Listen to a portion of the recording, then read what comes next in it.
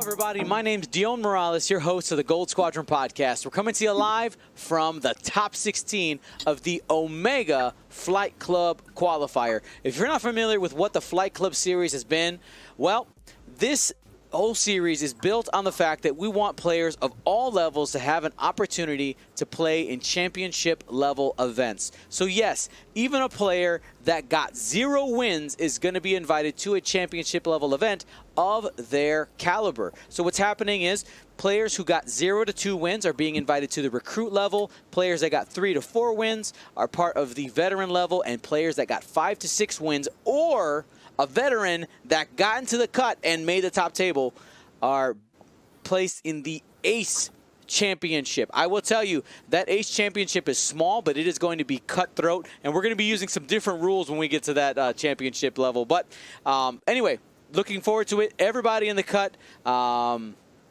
We got mostly aces. We got 3 vets who made it at 4-2, getting into the top 16. We got Daan Coppens versus Darryl McMillon. I'm joined today by Darren Granger. Hello, everybody, and welcome to this top cut. All right. Well, we're going to get started. Darren, you go ahead, break down the list. I'm going to open up the Choose Your Champion polls. Let's have a great time, everybody. Okay, so player 1 on the left side of your screens, we have Dan, and I'm sure I pronounced that right. Daan. We'll call him Dan. Dawn, like the night is darkest before the dawn. Like Concord Dawn. There you go. There we go. Cool. So we've got Dawn, who's flying a separatist list with Zamwessel in the fire spray, with Treacherous, Count Dooku, thermal detonators, rigged cargo chute, and hull upgrade.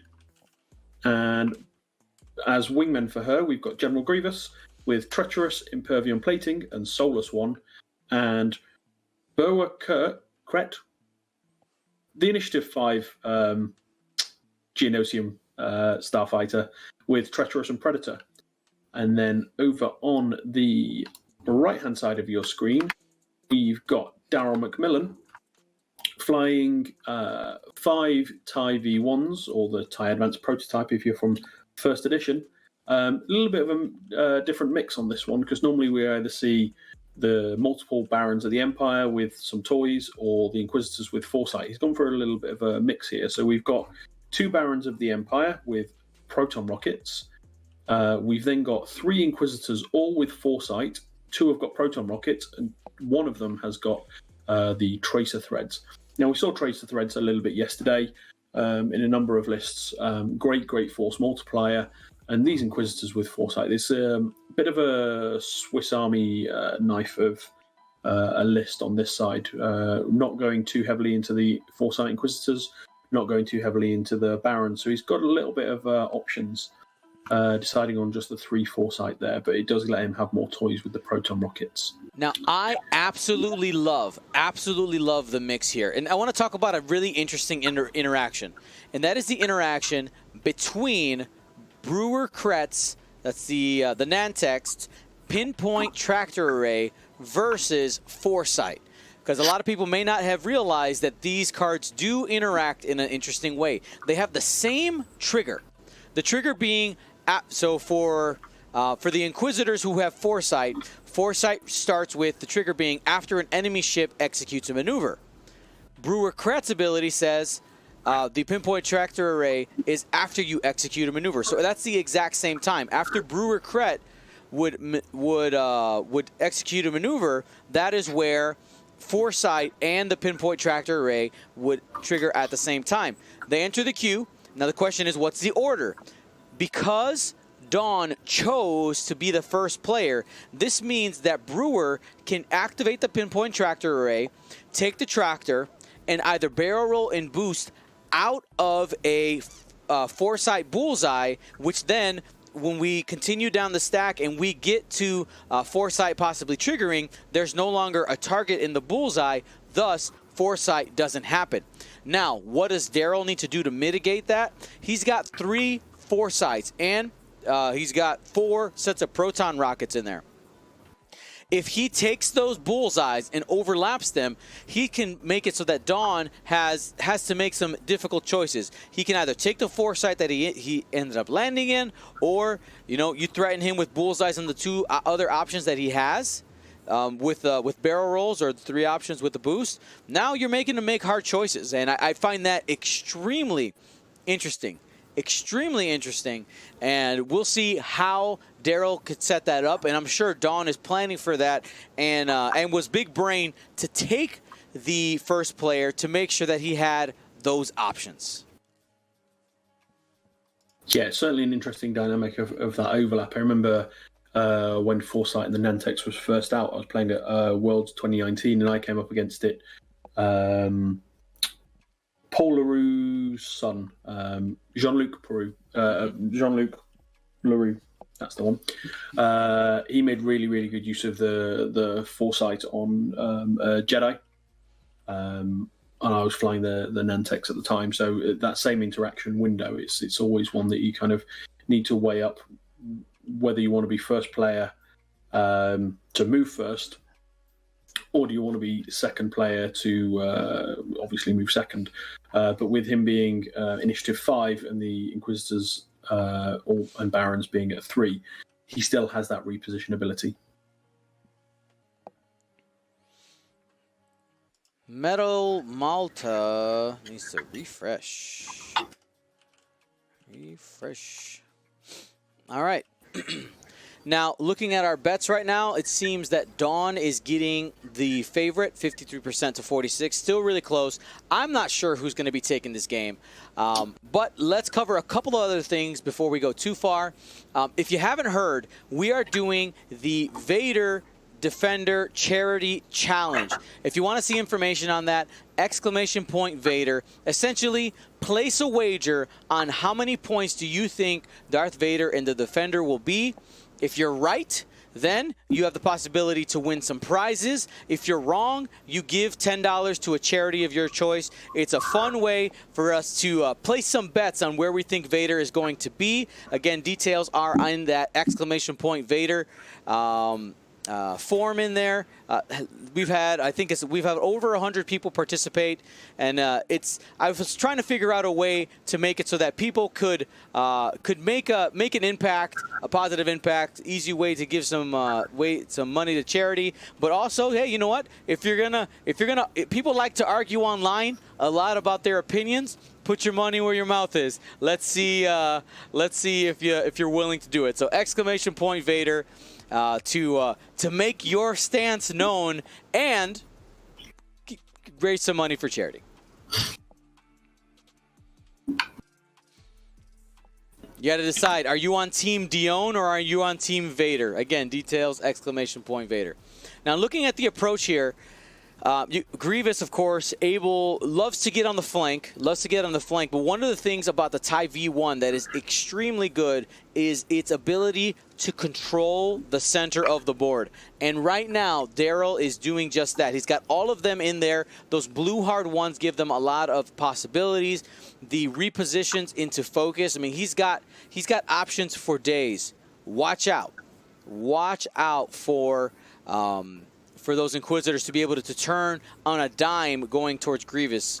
You can see right now we have Daan splitting Zam and Grievous and making it so that Darryl has to make a choice. Yeah, honestly, the TIE V1 is probably one of the best, if not the best, knife fighter in the game. Mm-hmm. The ability to just go into the center here, but not really move. Like, it can still fully reposition and things like that with having the Force, having the blue hard one, being able to do a boost or barrel roll into a focus. It has so many options just to kind of get in the middle of the board and just stay there. I think probably better than any other ship. I can't think of any other ship that can do it just as well. Mm-hmm. Yeah, the Inquisitor is fantastic. Well, we got our first shots of the game here. We'll see if it actually does some damage. It just threw a rock. Needs to be in the box.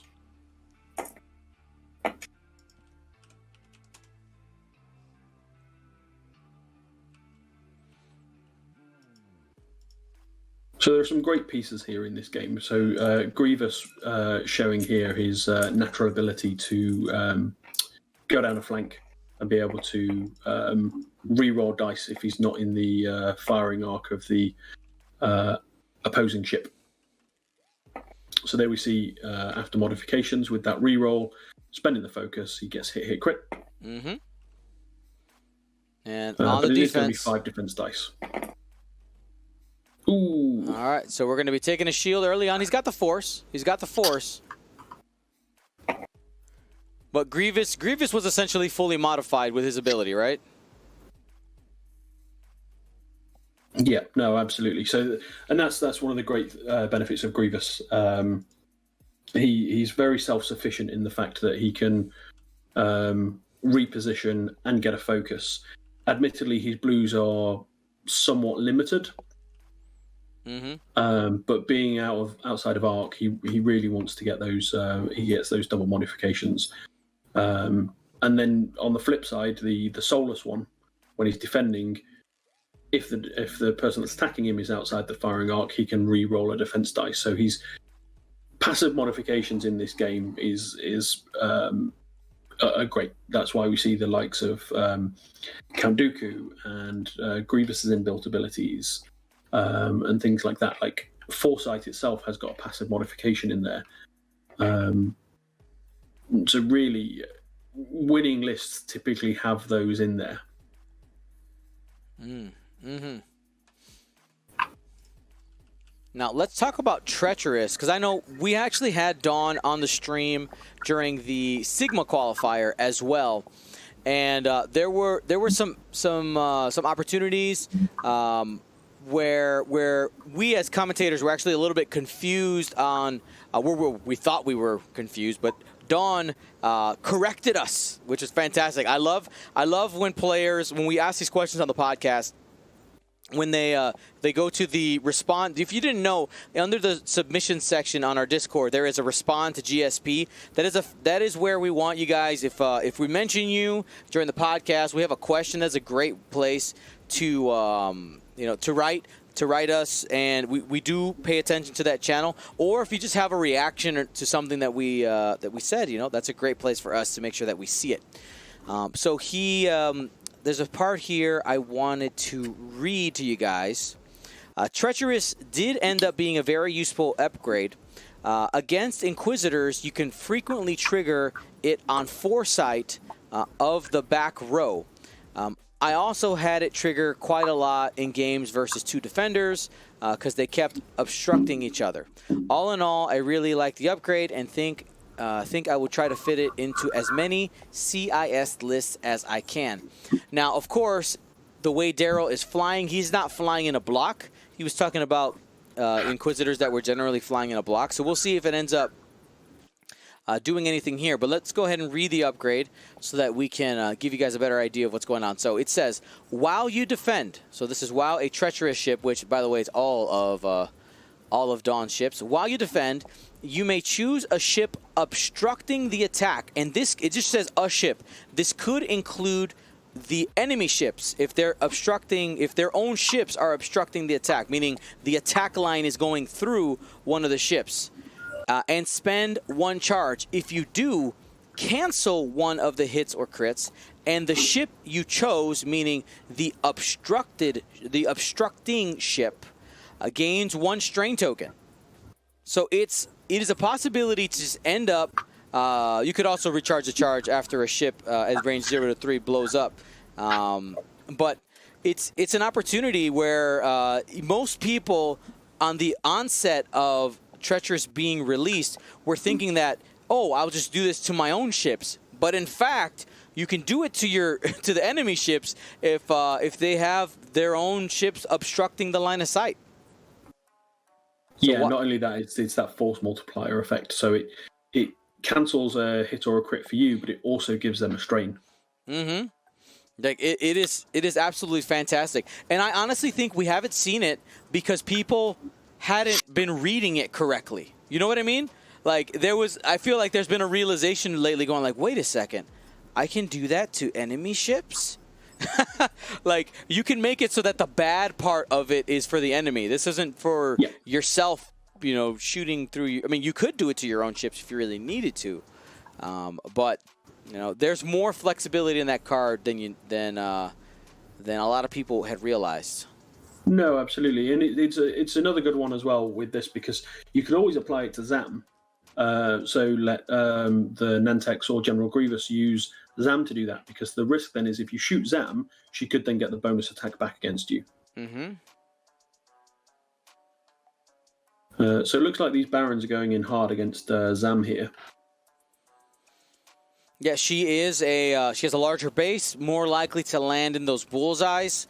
You got Prockets, and she has the most amount of health. Because if you can get Zam off the board, that is absolutely huge, because the bonus attacks that she is capable of triggering with the you better mean business and you can thank me conditions, that can really be a huge multiplier as the game goes on. The more shots, the more bonus attacks that Zam gets, the higher chance there is for the Zam player to win. So if you get that ship off the board early, you don't got to deal with the extra shots. No, absolutely. Now we've got Blue Inquisitor come in here with a great arc positioning to catch Zam, depending on where she goes. That's the one with Thread Tracers. Mm-hmm. Thread Tracer's able to set up all those target locks for everybody who's going to be in range 3 of the target that's hit. Yeah, absolutely. I think the only way Zam's got out of this is with a 4 forwards and a boost. It's just whether Don saw that. Yeah, I also think she has an out if a 1 hard boost way. Potentially. Yep. And Toby Z giving a point here in the chat, saying the use of Treacherous might be a reaction to the meta being filled with 4+ ships for the most part. You're right. I mean, it definitely could be, but swarms haven't been anything new. So I mean, yes and maybe.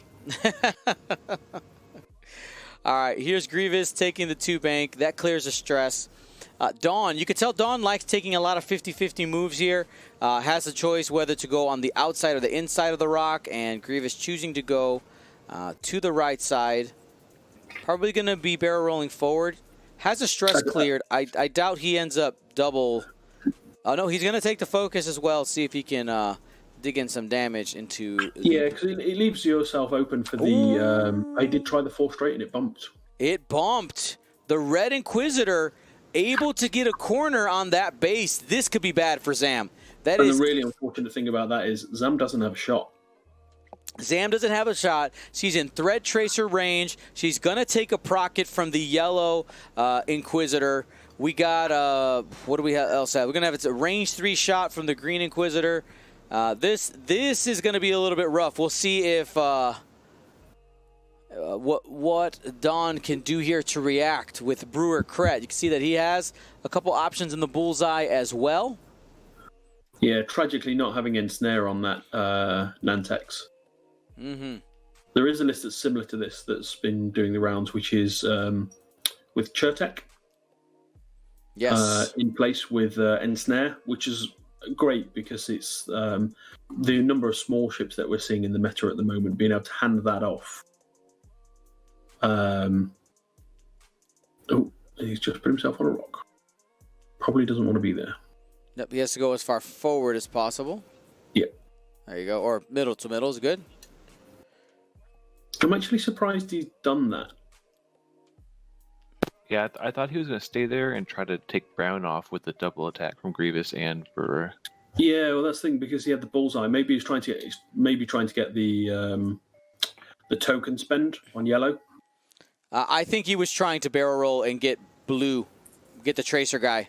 I think that was maybe what he was going for. But he's taking this shot here in the bullseye. It's going to be a range 3 shot. Only 2 hits. I think Darryl would be more than willing to take some damage on the shields here. Yeah. Yep. I think you just take the damage here. There's no reason to give up your procket for 1 shield. No.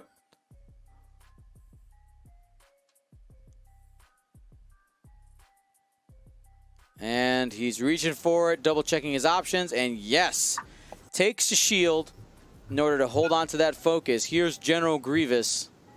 Yeah, so next round Grievous has got the 2 bank to get out of this, so there's no harm in taking that focus there. Right, there's 3 hits. Going to be a range 3 shot from downtown. 4 dice. There's a focus and a force available. Probably spend the focus. Yeah, focus out here. You're not shooting Zam. You're going to have a 2-die attack against... Yeah, there we go. Spends the focus. You're going to have a 2-die attack with the force against the Nantex.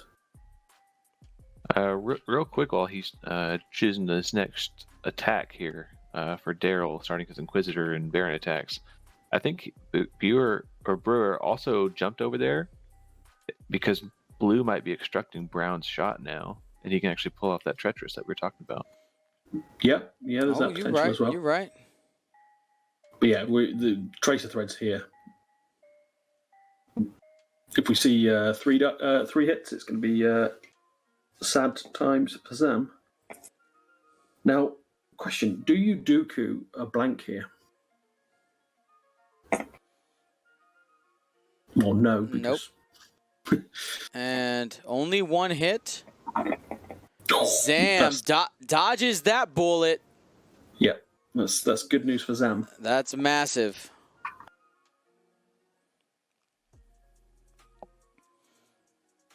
I still Do you think still fire the prockets? 100%. I think you fire green here first to see if you can get rid of that force.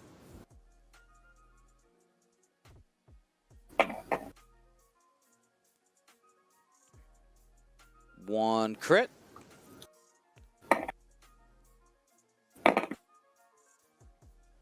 And got the evade. Triggers the card here after defending. Recover 1 charge. You actually, at this point, should have 2 charges. Yep, we actually missed that for the first time because he defended twice. So Zam's charges are full up.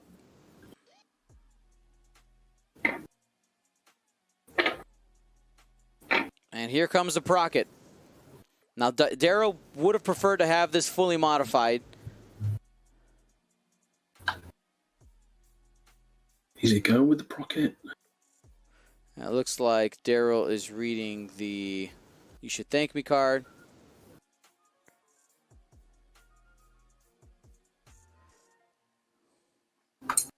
Let's see what we get here.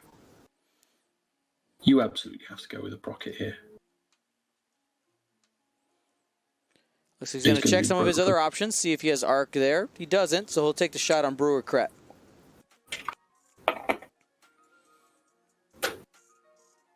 Two dice. Whiffs on that attack. That's unfortunate. With Brewer being at range 2 and having no defensive mod and only the two green dice because of the tractor. Mm-hmm. Now we could see some significant number of shields ripped off of Zam right here. 5 dice attack, but only has the focus. Yeah, he's going for it. Yeah, he is. Uno mas. There we go. Here we go. Looking for big money here.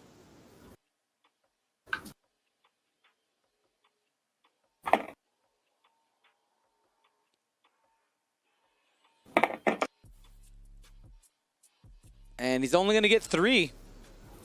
So guaranteed 1. The Procket's not... Oh. I will tell you, Daan... Well, use Treacherous, take nothing. Yep. Treacherous and puts a strain over there. Bingo, bango. Treacherous use right there. Absolutely perfect. Yeah, that...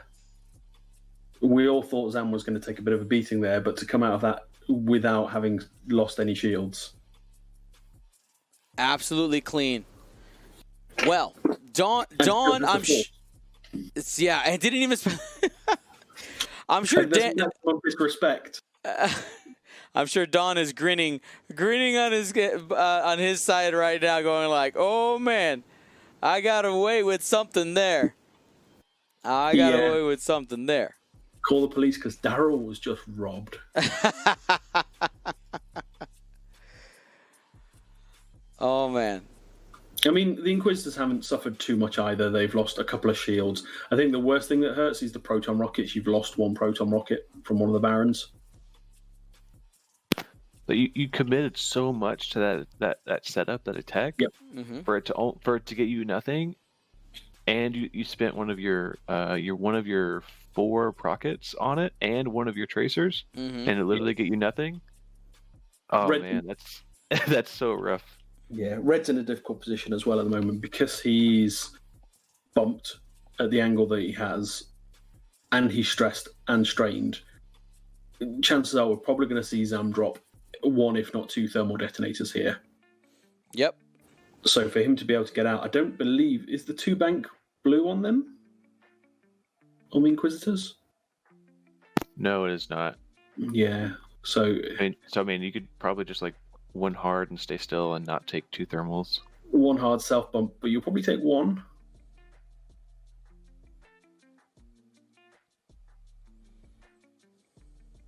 That's probably what he's just looking at now, looking at where the green hand is. Mm-hmm.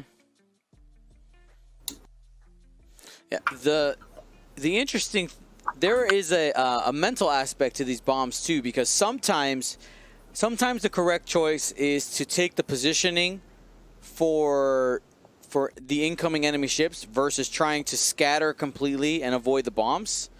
Obviously, you don't want to just give your opponent damage, but we have seen from time to time people overextend the reaction to the bomb, and that ends up losing the game because they give up positioning. Yeah. So I'm always curious to see how people react to the possibility of bombs. Because right now, with Daan not taking any damage, as we've already stated, this turn is Daan's opportunity to really make a big play, deal some more damage, and yeah, because Daan ends up on the winning side that last turn, even able to deal a damage to 2 of the Inquisitors out there. Yeah, and his ships are in a really good position. He's moving second. All of his ships have got reposition options. Grievous, we're going to see a 2 bank into the engagement here. Probably a boost and a focus to come in behind these Inquisitors. Brewer Kret, again, pretty much his entire dial open. Not really too fussed if he bumps because he still gets his tractor beam reposition. It's and then Zam, well, all the options in the world.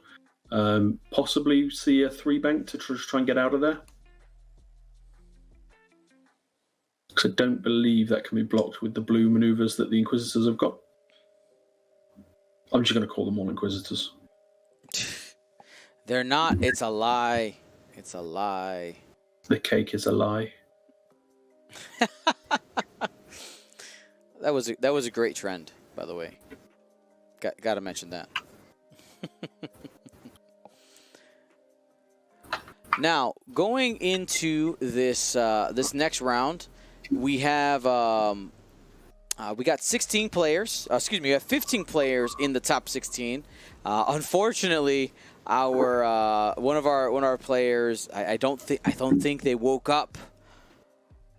And then the funny thing I was saying is we had the 17th player, the next player up in the Swiss was the brother of the player who didn't make it, followed by another player who was available early on, thought that everybody was there, left, and missed their opportunity to be in the cut. It was absolutely hilarious. And then we just ended up giving the bye because we can't go all the way down. Shout out to Connor Holmes, who was 56th place and said, "Hey, I'm available."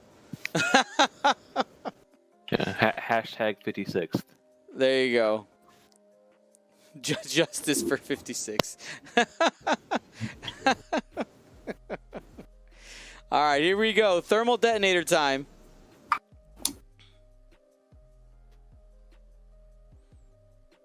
Do we think are we gonna get them both or just one? What do you think? Nah, just one. Yeah. Nothing's coming to the right of the like none of the Inquisitors or Barons are turning right. So other than maybe red, I know he's dropping both. He's going to go for it. But you see, there was a hesitation there about saving that resource. Yeah.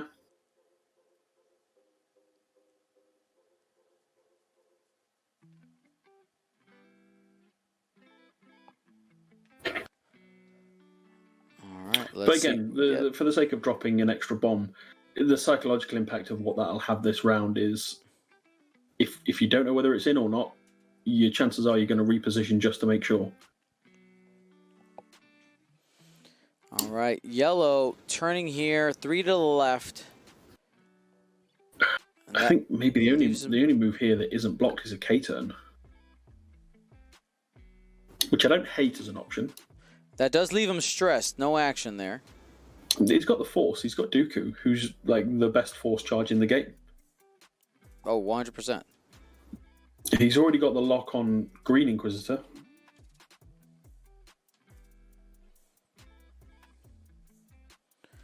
All right, next one.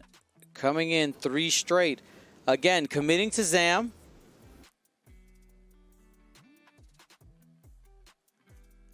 That Inquisitor has both Foresight and Prockets. I want to see what Red's done.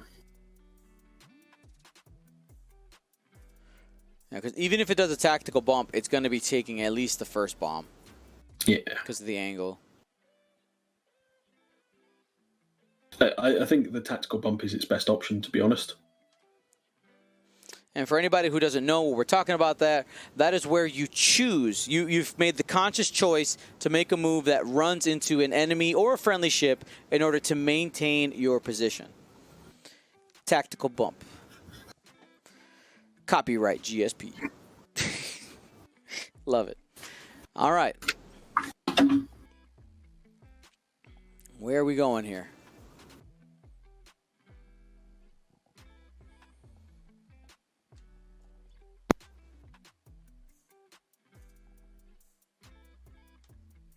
Got him. All right, here a strong commitment for a block. Now the TIE V1 does have those blue 1-hards, so they have the maneuverability. But man, I can't imagine that Zam did a 1 forward. I can't. I mean, it's super dangerous because if he's done the tactical bump with red, Zam will bump red. He's got a lock on green. So. Yeah, not a big fan of that one. I would prefer to keep the arc wide. Yeah, I'm not a fan of the boost there. Retro leaves in the chat saying an ion weapon would be fun now. And we haven't had a chance to see somebody ionize off the board in a while. But yeah, it would be. Those are always interesting moments. We almost had it yesterday. Escorting ships off the board is always fun. All right, the Blue Inquisitor did a 3 straight. Looking at options, might be considering a barrel roll to the left to continue spreading out those arcs. Yep. Yeah, so we're going to see the focus just for the thread tracers again.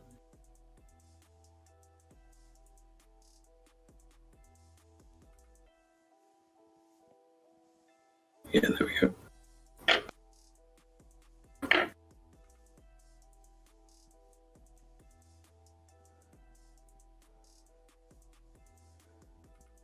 We've got the hard 3 here with Brown. I think he's maybe switching back to red. Nope. And another big sweeping 3 left.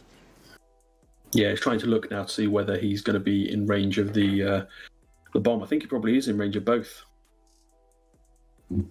Looks very tight. I don't think it's going to happen.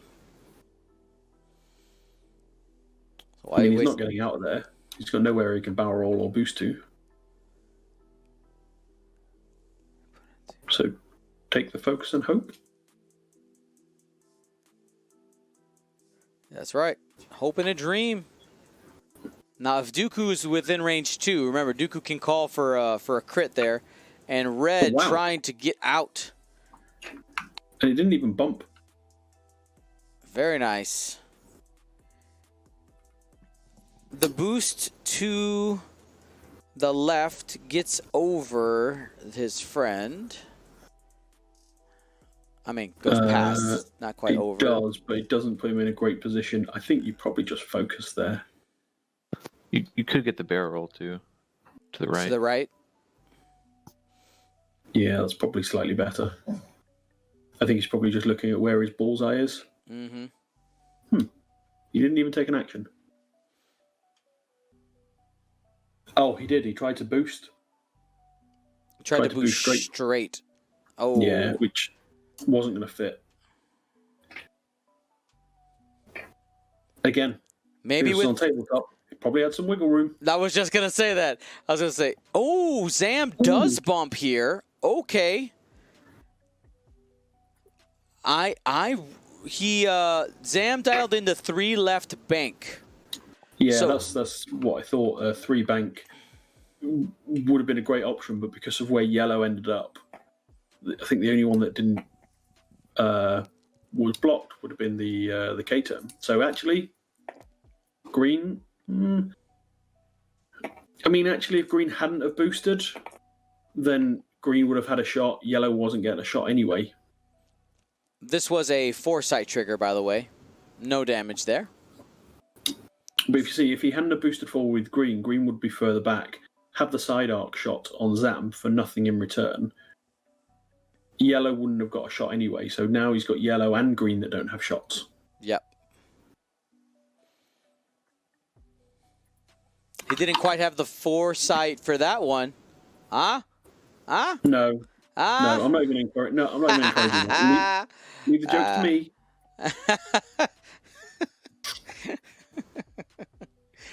All right. Daan, you're on a timeout. I'm funny too, right? No. Are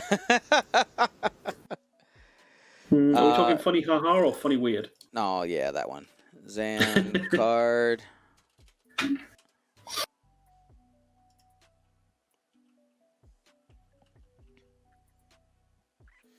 Yeah, the Zam card should be revealed.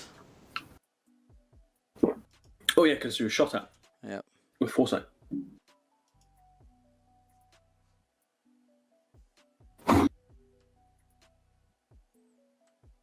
So it was you better mean business. After you defend, you can spend 2 charges to perform a bonus attack against a ship that the ship that attacked you, but Brown obviously was not in the arc. So nothing there. Yeah, this is where, as I say, the K turn would have been great.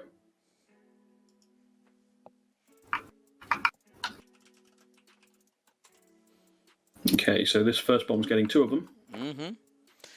On a hit, it's a hit. Crit is a crit. A blank is nothing, and a focus is a strain off these thermal detonators. Yeah, so I think you wait to see if the... All right, takes a damage on one of them. That's going to be red, it looks like. Yes, confirmed. Yep. And here is the next bomb. This it is catching Zam. I don't think you waste Dooku on the Zam one.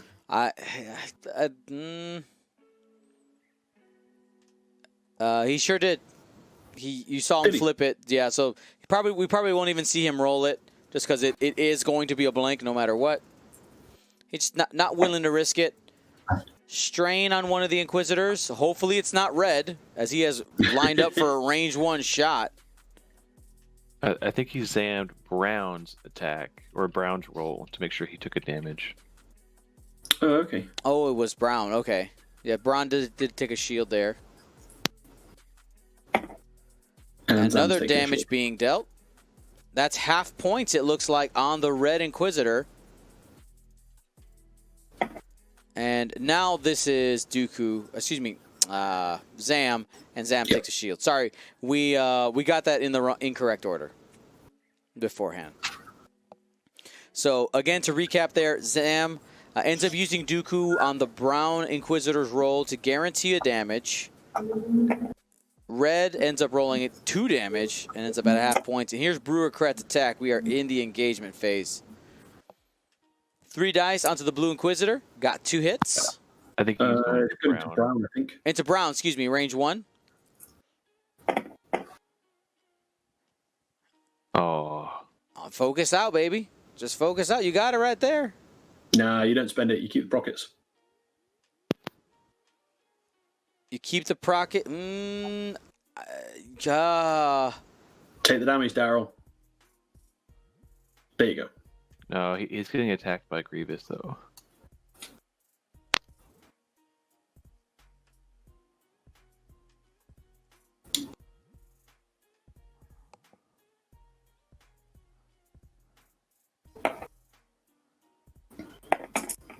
All right. Ooh. That is almost a full string off the initial roll.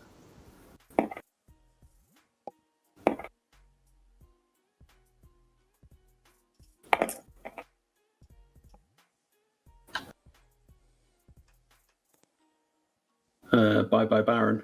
Mm-hmm. Rip. F's in the chat.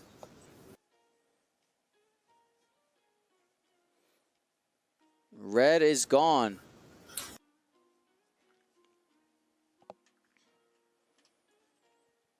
For the more morbidly curious, it is a structural damage and a weapons failure. And that Red Inquisitor ends up leaving with a procket in tow. And that's going to recover Treacherous Charge on Zam. Treacherous is live. This is probably going to be Grievous into the Brown Inquisitor, who held on to the focus trying to get that procket off. Let's see if Daan can make him regret it. Already rolled 2 crits. Here comes the re-roll from Grievous. Get some natties. Oh, no, sorry. That's a hit. Yeah, this is a hit. It's crit. Needs natties on defense in order to get this done. This is a rough game for the Inquisitors. Pop, pop. Every time you say that, it just reminds me of Community. I mean, that's the point. Yeah, I know. Hit crit. See, this is why you should have spent the focus. I said that he should spend the focus. I said it, not you. and the Brown. Somebody go back and clip it. All right, the Brown Inquisitor taken off the table there.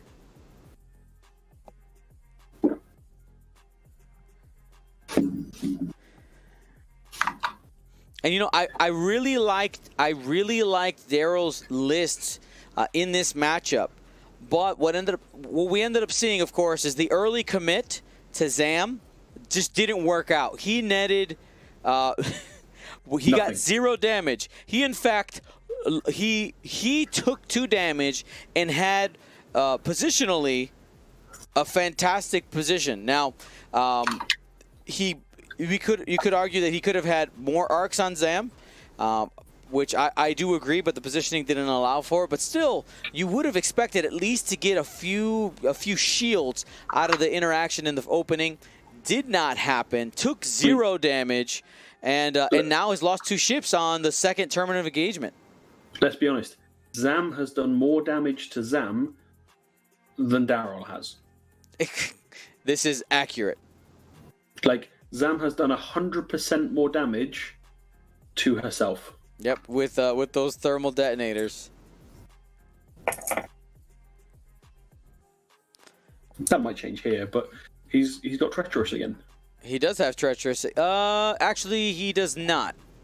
He does not. The line of sight. The line of sight is not through another ship. But good keeping an eye on it though, because you can see that Daan is ready to do it. Here's that range 1 attack. Only 1 crit. Oh, this was the last Tracer. Oh. And Tracer's not getting anything there. Denied.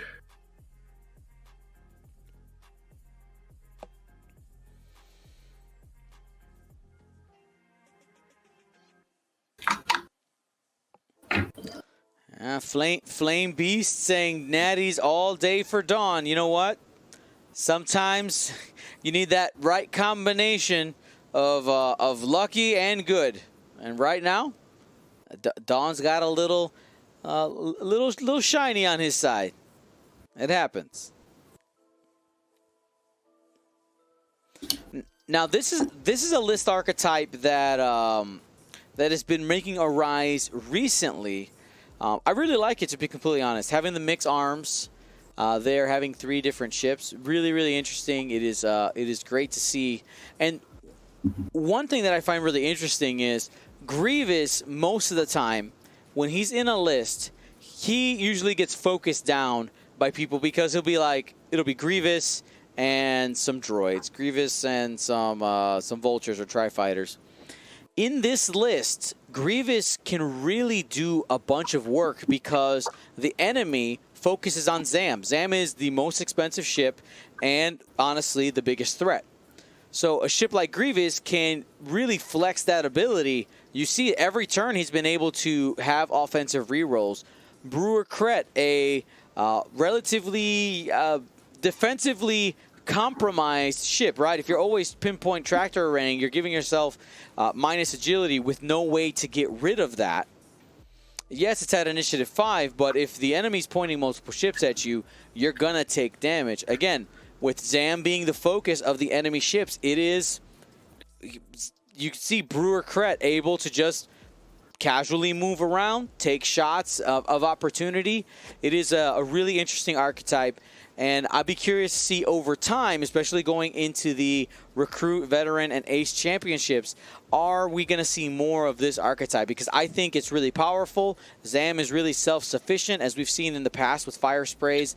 When they have access to different ways to both mitigate damage and boost offense, which is essentially what Treacherous and Count Dooku are, they can be really good. Yeah, I mean, Brewer's clearly there just for the initiative 5. Like, his ability doesn't trigger at all in this list.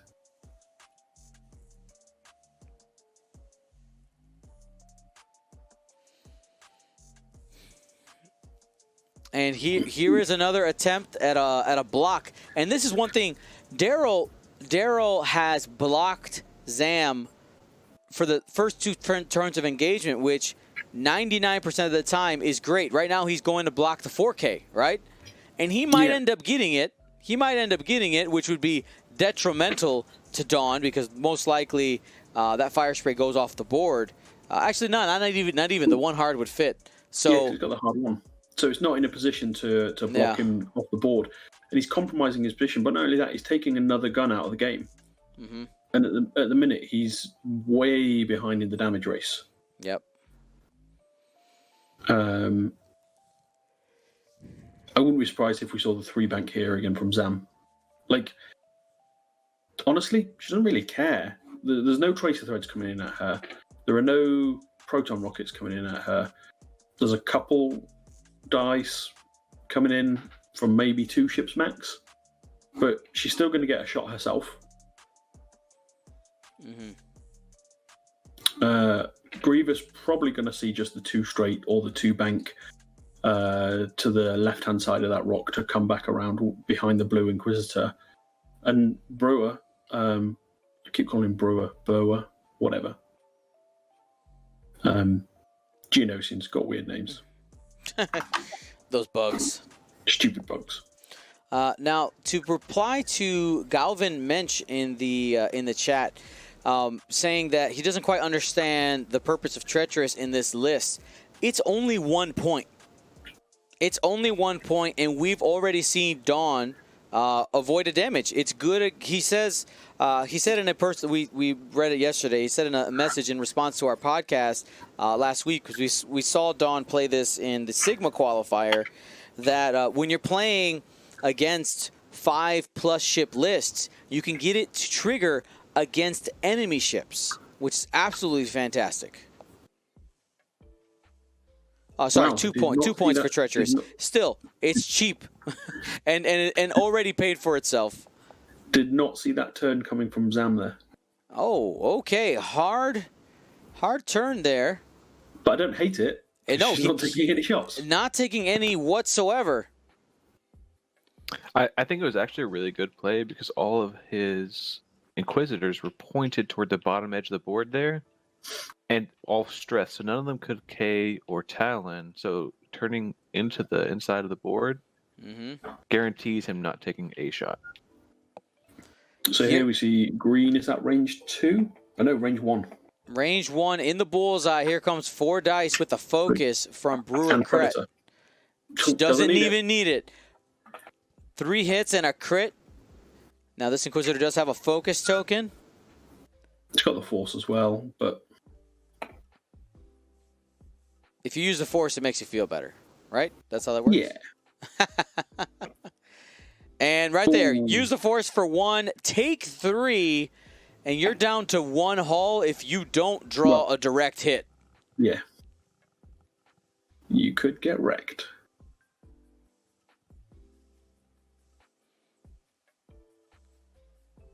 Yep, because Grievous does still have a shot on you. Yeah, Grievous has got the shot. If it's a direct, then Grievous has got a clear line into blue. And let's see what we get. What's in the box? It is a blinded pilot. It's not terrible for an Inquisitor, but nothing for Zam. And here comes Grievous. I'm sure Grievous ends up going into green here to try to get the kill. Wouldn't be surprised some blue either, but he's going into green. See if he can just get a ship off the board. And that's going to be another full string. Yeah, and you can see that it's been relatively risky by where he's positioned Grievous to just point at that rock. That's a dead Inquisitor.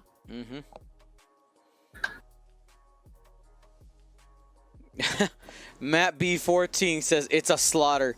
I mean, right now, that is exactly what it's looking like. We've seen Zam only take the only damage on Dawn's side is a single shield.